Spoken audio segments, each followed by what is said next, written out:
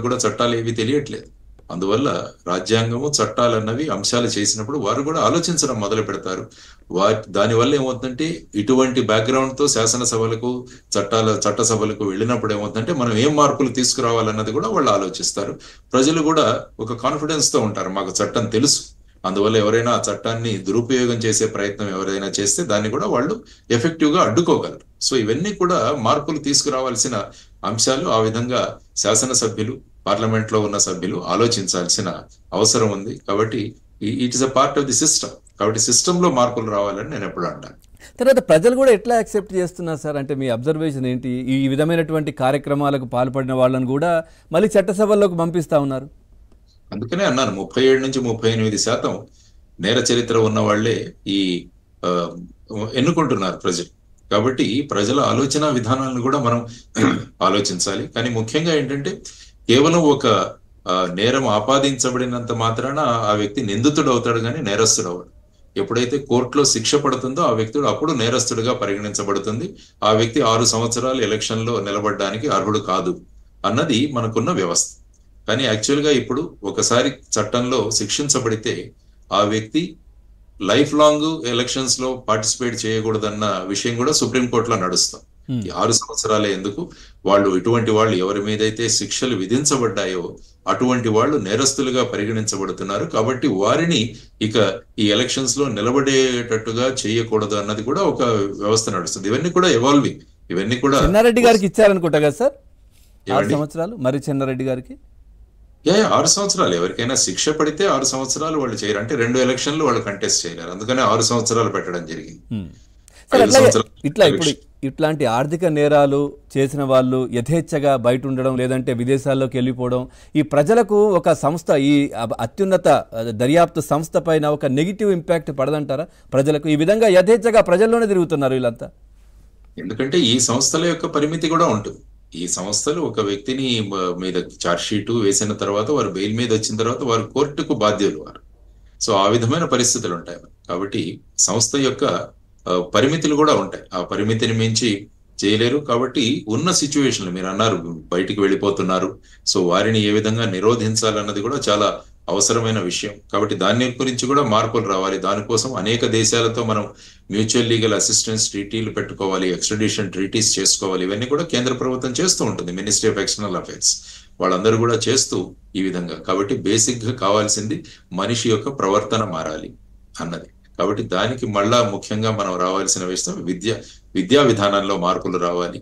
తర్వాత వచ్చేసి ఇళ్లలో పిల్లలకు నేర్పించే సంస్కారం, సంస్కృతి, వీటిలలో మార్పులు రావాలి. కాబట్టి ఏదైనా ఒక దానికి బేస్ లోకి మీరు వెళితే మనం మనుషుల్లో యొక్క ప్రవర్తనలో మార్పులు తీసుకురాగలిగితే చట్టబద్ధంగా మనం పని చేయాలి, చట్టంలోనే మనం ఉండి పని చేయాలి. ఈ విధమైన బేసిక్ సూత్రాలు ఏవైతే ఉన్నాయో వాటిని మనం అమలు చేయకుంటే ఈ విధమైన కేసులు పెరుగుతూనే ఉంటాయి.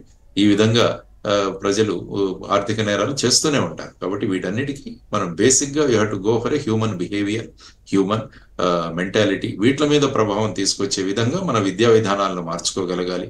ఇప్పుడు చూస్తే కేవలం మార్కులు వస్తే చాలన్న విద్యా విధానం. సార్ మీరు అంటున్నట్టుగా ఇంటి నుంచే మొదలవ్వాలి. అదే విధంగా రాజకీయ నాయకులు కూడా ఆ విధంగా ప్రవర్తించాలి. అక్కడ వాళ్ళు ఎక్కడైతే చట్టసభల్లో కావచ్చు, లేదంటే బయట మీటింగ్లలో కూడా ఇష్టం వచ్చినటువంటి భాష ఉపయోగిస్తే పిల్లలు కావచ్చు, ఎవరైనా చూసే వాళ్ళు చెడిపోయే ప్రమాదం ఉంటుంది కదా సార్. మా అభిమాన నాయకుడే ఈ విధంగా మాట్లాడుతున్నారు, మేమేంటి అనేది. చాలా బాధ్యత ఉంటుంది. మనం చట్టసభల్లో ఉన్నప్పుడు చాలా బాధ్యత. మనం మాట్లాడే ప్రతి మాట కూడా సమాజం మీద ప్రభావం చూపిస్తుంది అన్నది తెలుసుకోవాలి. మనం ఏదో ఎవరినో కించపరచడానికో మాట్లాడిన సందర్భంలో, ఎందుకంటే వీళ్ళందరూ కూడా సమాజంలో ఒక స్థాయిలో ఉన్నవాళ్ళు, వాళ్ళని చాలా మంది అబ్జర్వ్ చేస్తుంటారు. వాళ్ళ యొక్క ప్రవర్తన వల్ల మిగతా వాళ్ళు ప్రభావితం అవుతారు. అందువల్ల అటువంటి వ్యక్తులు మాట్లాడే మాటలు వీటన్నిటి మీద చాలా కంట్రోల్ గా మాట్లాడగలిగారు. ఈ మధ్య ఏమవుతుందంటే ప్లేయింగ్ టు ది గ్యాలరీ అంటాం. అంటే మనకు చప్పట్లు కట్టాలి, లేకుంటే ఈ యూట్యూబ్ లో వ్యూస్ పెరగాలి అని చెప్పేసి ఎటు కావాల్సి వస్తే అటు మాట్లాడుతున్నారు. ముఖ్యంగా మీడియా సంస్థలు కూడా దీని గురించి నేర్చుకోవాలి. మీడియా సంస్థలు కూడా చెప్పిన విషయం ఒకటి, పెట్టే తంబనైల్ ఒకటి, ఆ విధంగా పెట్టి వాళ్ళు కూడా వ్యూస్ కోసం, ఎవరు చూసినా వ్యూస్ కోసమే ఈ కాంపిటీషన్ రావడం వల్ల ఏమవుతుందంటే ఫైనల్ గా మనకు వ్యూస్ రావాలి అన్నది ముఖ్యం. కాబట్టి ఎంత నెగటివ్ గా మాట్లాడితే అంత వ్యూస్ వస్తాయి అన్న ధోరణి సమాజంలో మనం తీసుకొస్తున్నాం. అంతే సార్, ముఖ్యమంత్రుల దగ్గర నుంచి కూడా అదే విధమైనటువంటి ధోరణి కనబడుతోంది కదా సార్. ఎందుకంటే చాలా దురదృష్టకరం. అటువంటి పరిస్థితులు రాకుండా బాధ్యతను వహించి మనం, అందుకనే అంటే ఎలక్షన్ల తర్వాత మీరు ఇంకా వదిలేసేయండి పార్టీల ధోరణి. రాష్ట్రాలు, రాష్ట్ర అభివృద్ధి, దీని గురించే మాట్లాడాల్సినంత పొలిటికల్ మెచ్యూరిటీ కూడా రావాలి మన వాళ్ళలో అన్నది మేమంతా కోరుకుంటున్నాం. సార్ ఆంధ్రప్రదేశ్లో అట్లా కనబడట్లేదు కదా సార్. ఇప్పుడున్న మార్చాలి, మనమంతా కలిసి మార్చాలి. మీడియా సంస్థలు కూడా న్యూట్రల్ గా ఉండాలి. అవును, న్యూట్రల్ గా అంటే ఎవరు ఏం చేసినా గానీ చూపించాలి. చాలా మీడియా ఛానల్స్ ఒక్కొక్క పార్టీలకు వాళ్ళు కూడా కొమ్ము కాస్తున్నారు. ఇది కూడా కరెక్ట్ కాదు. ఎందుకంటే మనం మన ప్రిన్సిపల్స్ ను ఫాలో కానప్పుడు ఇతరులను వేలు చూపించే అధికారం కూడా మనకు ఉండదు.